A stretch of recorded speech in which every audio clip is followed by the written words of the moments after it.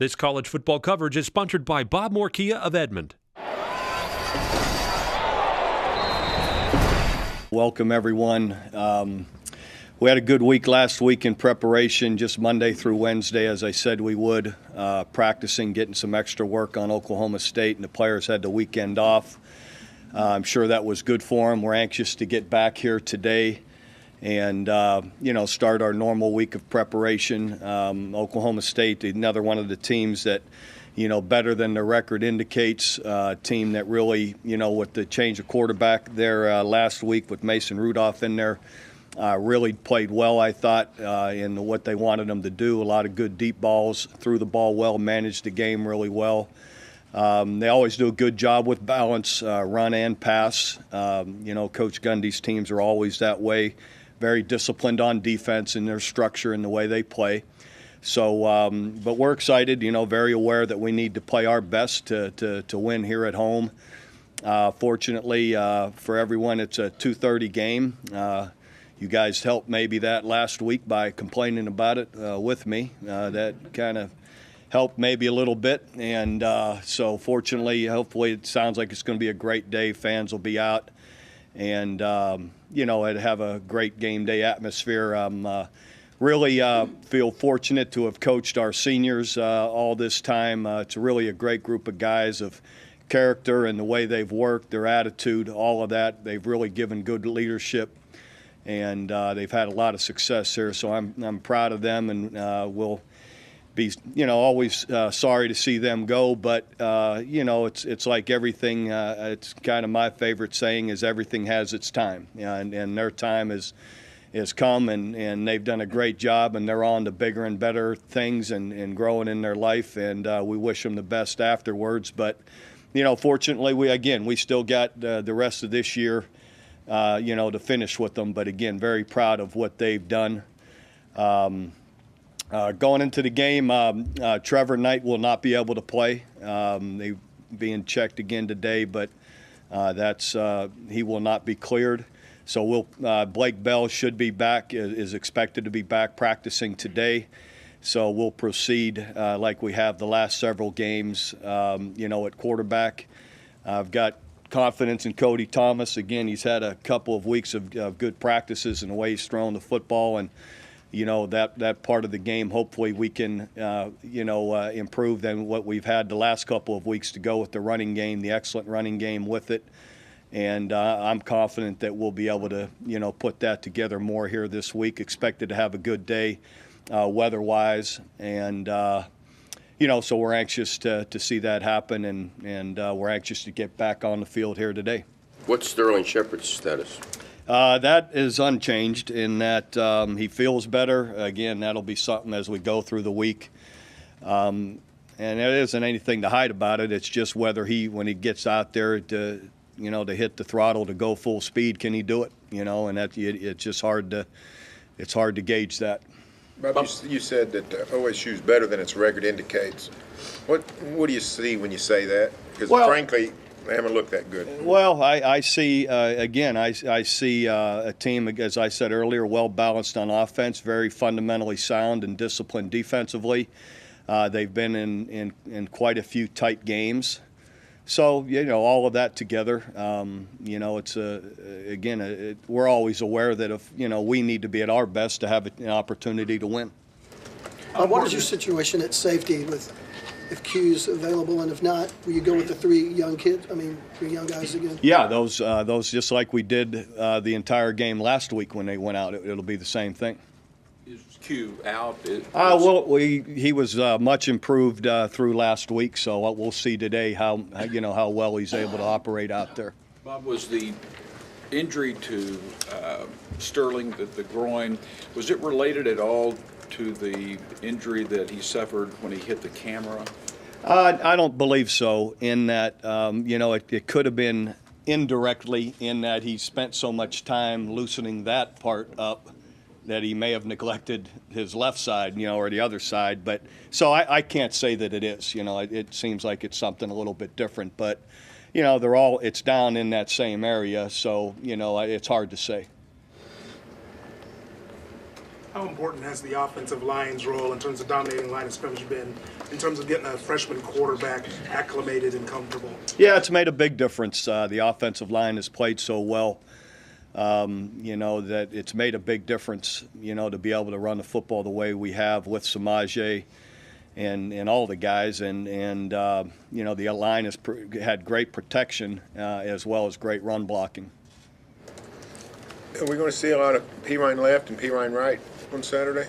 Well, hopefully, left, right, middle, and hopefully passing and a little bit of everything that we like to do. But we want to be able to throw the ball and play action and like we've traditionally done here. Bob, is he the kind of back that's an exception to the rule in that you can line up and when the numbers would only tell you check out, throw it, that you can just say, hey, let's go ahead and let him take care of that extra guy? Yeah, yes, to some degree, yes. He's been able to find seams when maybe they shouldn't be there. I would credit, our offensive line and fullbacks, tight ends, Aaron Ripkowski, Coach Biedenbow, and all those guys too. But even when people have crowded the line of scrimmage, we've been able to execute blocks and create space and move people to give ourselves the opportunity to run it, even when the numbers say you shouldn't. How confident are you with the passing game, considering Sterling may not play? You haven't been able to throw it the last couple of weeks due to the weather or circumstances. How confident are you about you? I feel good about it. Cody has demonstrated consistently, through practices, his ability to throw it.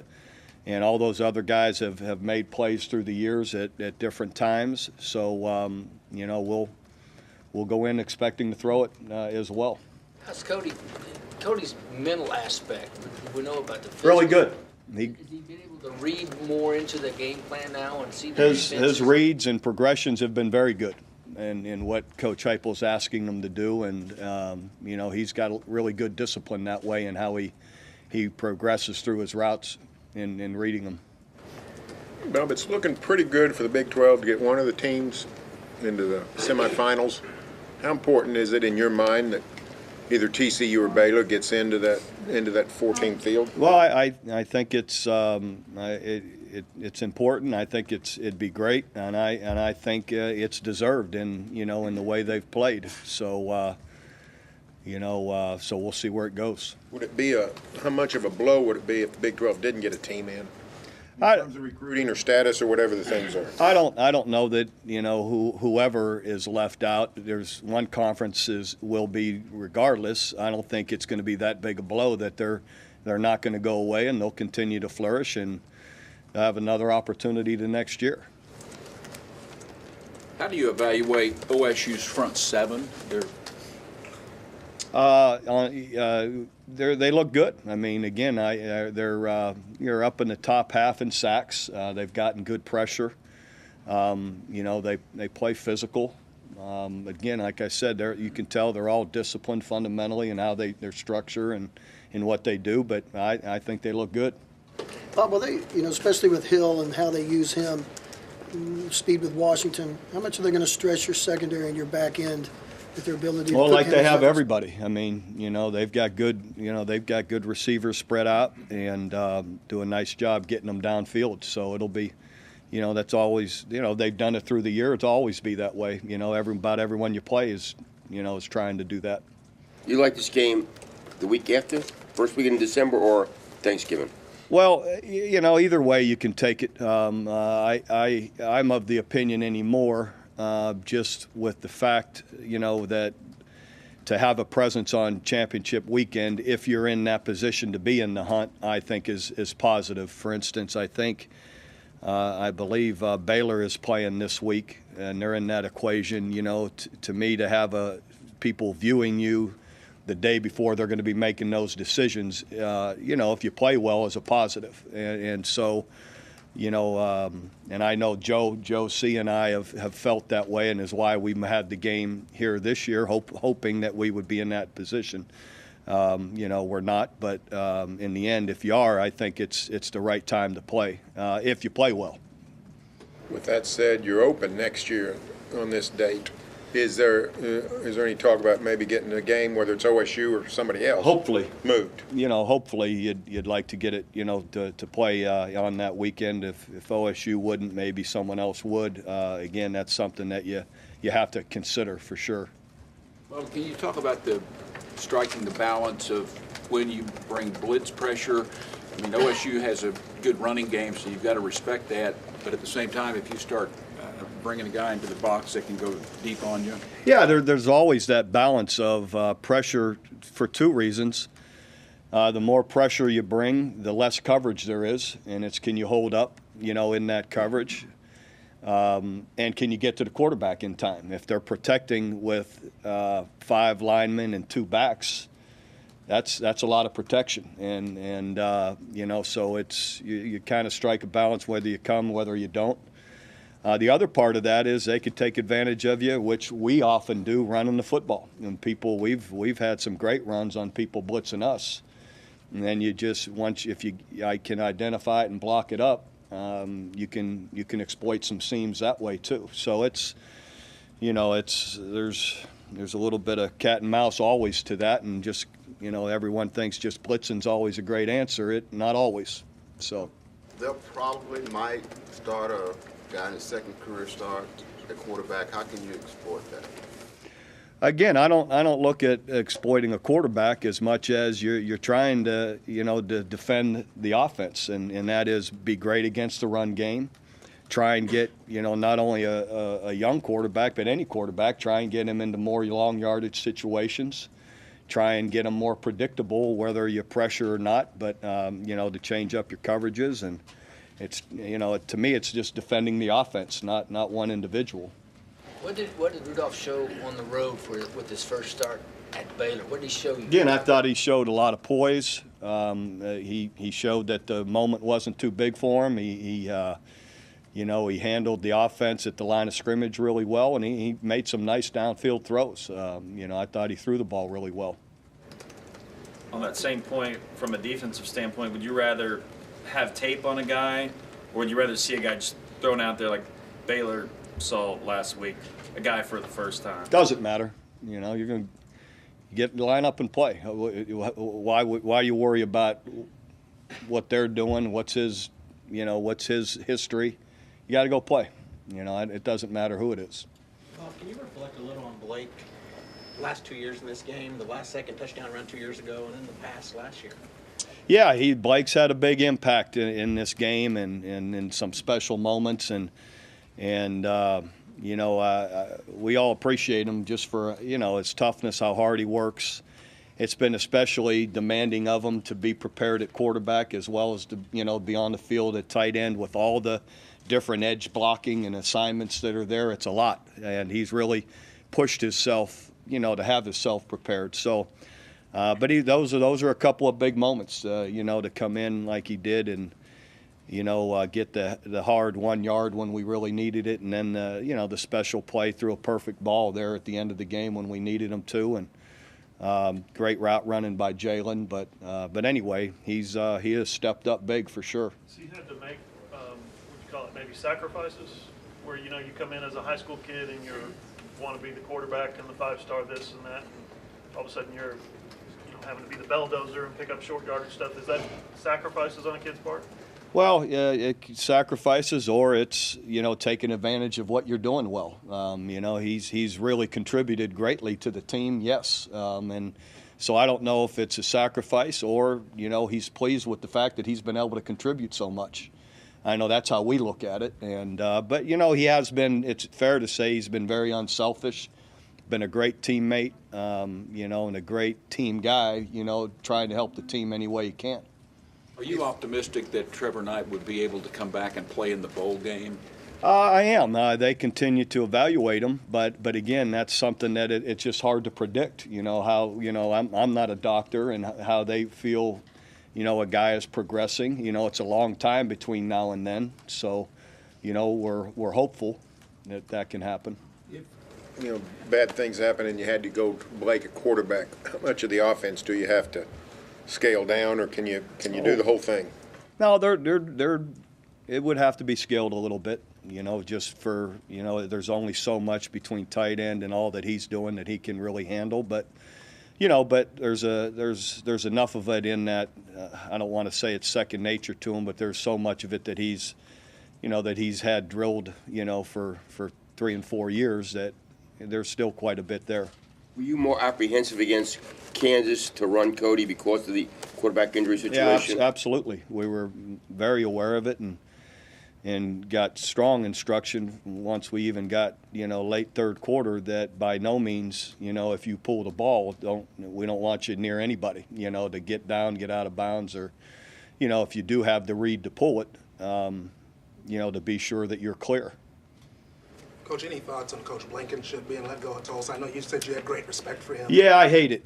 Bill is just such a fabulous person, guy, and coach. I just, feel for he and his staff, and just unfortunate, and it's just part of our business that, that's the tough part of what we do. We're all aware of it, but, Bill, he'll land a good job, one way or another. I know that he's got such a great track record and again, great respect from all of us as coaches. I know that. What about Bo getting let go? Yeah, again, just really surprising, to have won as much as he has and to be let go. Again, feel for him and hate it, but again, it's just the hard part of our job is it's just one of those jobs that's difficult that way. You've got to, there's, whatever the expectations are, you've got to be able to meet them. And so, again, Bo's a guy, though, again, with the great reputation, and he'll have no trouble landing a good job, that's for sure. Back to Cody, do you think it's kind of affected him that he's got the job, but, it kind of sounds like the last word given to him before everything is, and don't get hurt because of the situation? No, I don't think so. That was just unusual last week and how that all transpired. And that, hey, don't get hurt, didn't come until the third quarter, late in the third quarter. Ahead of that, if he had opportunities, he was going to take them. It worked out; he didn't have to. So no, I don't think it's affected him any, and we haven't. That isn't his instruction going into the game. What kind of week did Keith Ford have since he had the 2 fumbles? I mean, he had a good week. He was getting his reps in there, and he had a good week. He concentrate more, ball security. I mean, he's still in the rotation, I guess. Is he still? Yes, but you have to take care of the football. That's I know everybody when it isn't your team and you're not part of it. That's always okay to drop the ball around, but it isn't. It'll get you beat in a minute. So.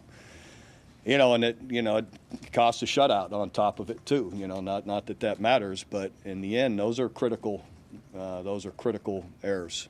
Bob, how do you? Sorry. What? Do you ever watch film or I guess video where a fumble like every occurs, day? So. Where a fumble occurs and you say, "Well, that one you couldn't do anything about." Does that Not a ever fumble. happen? You can almost occasionally excuse a fumble from a receiver that's caught the ball, taken 1-2 steps, hasn't had time to truly, to get it. That kind of thing on a big hit can happen. An occasional really huge hit to a running back, you can see, well, that's pretty hard to handle. But those are few and far between. Once you have possession of the football, you should not lose it. Helmet on the ball, you got to still hold on to it. Yes. Okay. But you've seen some guys really rocked where they've been dazed a little bit, and that your senses are gone. That can be a little different, and it's. Bob, what do you make of the fact that you and your teams have won 8 of 9 from Mike, 9 of 10 from OSU, yet they've been favored some, and there have been some really good games, but you've had overwhelming success? I don't look at anything in track records that way. All I look at is from game to game, so we've been fortunate to have won a bunch of them, but I don't. To me, those are all gone. All I care about is one, and that's this week, and that's how I look at it every year. Is nothing else matters. It's just winning this game, and what's has been. I don't concern myself much with it, other than, like I say, us just getting ready to play here this week and being at our best this week. You just mentioned it's, I think what you meant to say was it's sort of a wait and see with Trevor for the bowl game. Is there concern for him for the spring? For their Yeah, I don't know that. I don't. I'm not. It's not fair to project like that. I've allowed the doctors to have their, their assessment, and they're the experts on this, and they continue to evaluate him and want to make sure that he's safe. So I don't know that answer. With time, we'll know more. Coach Darrell Williams, Tyrus Thompson being looked at as NFL prospects. What have they done this season that will put them on that radar?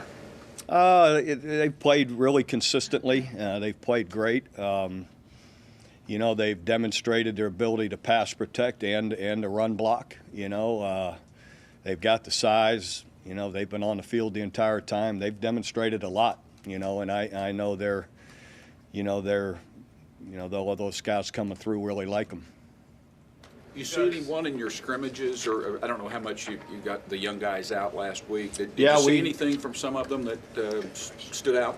Yeah, I like them. I mean, all those guys are doing well. The young, tackles, Kenyon Friesen and Orlando Brown, and to go with Christian Daimler and Sam Grant, all make good improvement. Jonathan Alvarez at center's really come on. Young guy that's been working with the twos a lot. Again, defensively, Marcus Green, DB has done well. A lot of them have done well. We're really excited about it. All the young guys. I don't know.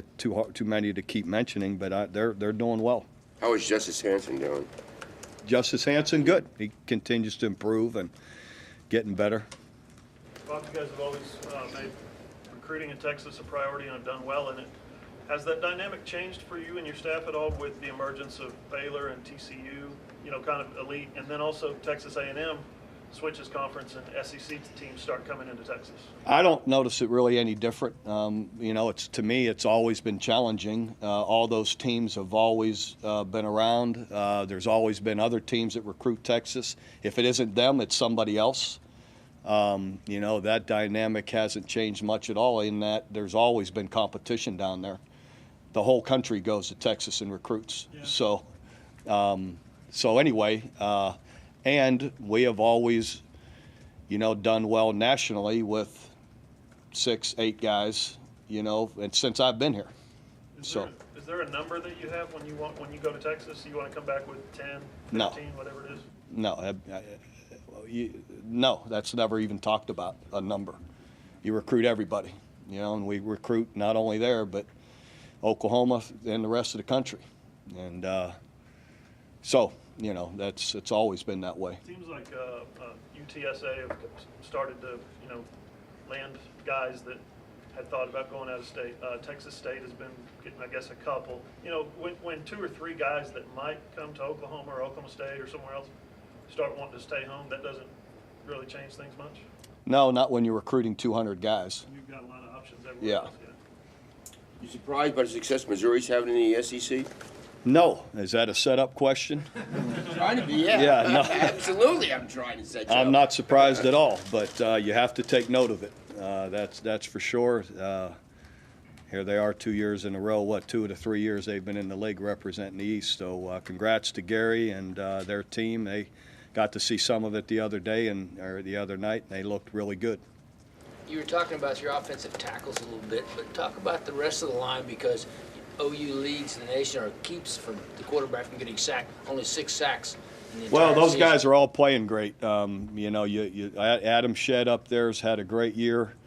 Deontay Savage, Neela Kazatati, Ty Darlington. That's a really good, cohesive group in the way they're communicating and in playing together.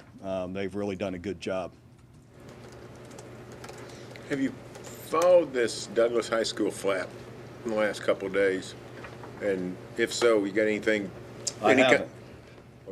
About the controversy, the way they won the other day? Oh, I did hear about it, but I don't know enough about it to really have a comment. So I've got enough that I'm working on. So I'll leave that to the powers that be. You had a I'm not asking for solutions, but, I mean, wasn't a playoff game, but the way you lost at Oregon was.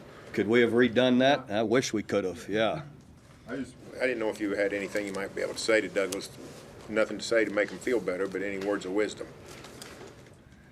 There's no good words when that kind of thing happens, you know. It's like everybody complimented me for how I handled it after the Oregon game. That's only because I hadn't seen it yet. Meaning, when I saw it the next day, I busted about everything in my, you know, when you see it clear as the TV shows them coming off, that part of it I didn't see initially, and so then I busted everything in my office and probably wouldn't have conducted myself as well, and so I shouldn't accept those compliments, and you shouldn't compliment me. Bob, do you look around the country and see these dual threat quarterbacks like many of you have gone to, and guys are going down? I mean, Ohio State's to their third, and in looking forward, do you guys talk about that kind of thing and let that become a factor? Because it seems like there's a lot of guys that go down. You're aware of it to a degree, but you know, there's guys who go down too that aren't running it, but in the end, you know, it's just part of the game. But Sam wasn't running it, and he went down twice. So it's because you're not running it doesn't mean you're not susceptible to getting your quarterback hurt. Do you feel like it's still sort of the rising trend in football? In the NFL, it sort of seems to be on the downside already. Well, I think it still gets down to, you know, your ability not only to run the quarterback but to throw it. I don't, you know, to me you still have to throw the football, and I think the better teams do. You know, as you watch them, they're, you know, just because a guy can run it, you know, to me it's still, you know, critical that you're efficient throwing the football, and so I don't think it's going away. Cody throw it as well as Trevor? You as comfortable calling plays with Cody as Trevor? Every bit. And he throws it as well? Mm-hmm. Did you get a chance to watch any of the? Right. Sometimes he does. You know, I don't. They both have had some inconsistency. They both have had some success. I've seen Cody at practice have a lot of success. So, you know, we'll see where it goes. But he's done well. Did you get a chance to watch any of the weekend football games? Some here and there. Interesting games all the way across the nation. And what? And your comments in watching them?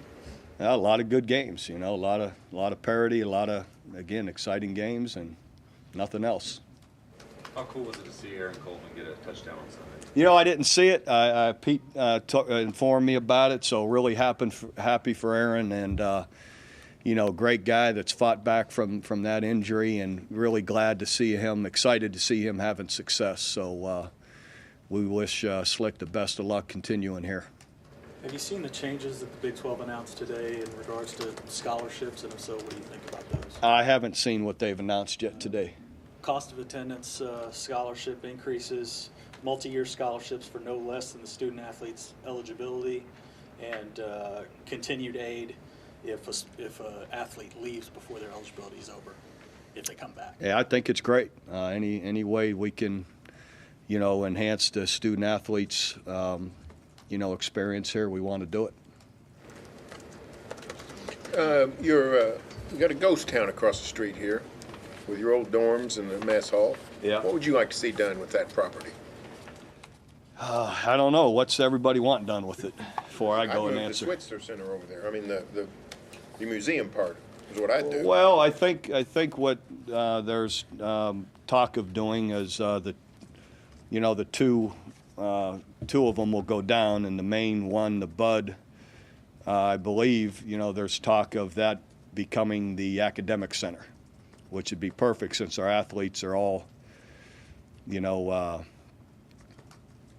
in the dorm, or, you know, there's so many of our players right across the street. And the museum part of the Switzer Center will be the main entrance in the new renovations, which I think, if you've seen them, is going to be pretty spectacular. You know, and that'll be on the ground floor. And would that be something that would be open on game day? Now, when it's open, that would be up to, you'd have to ask Mr. Castiglione and all of them, but I'm sure.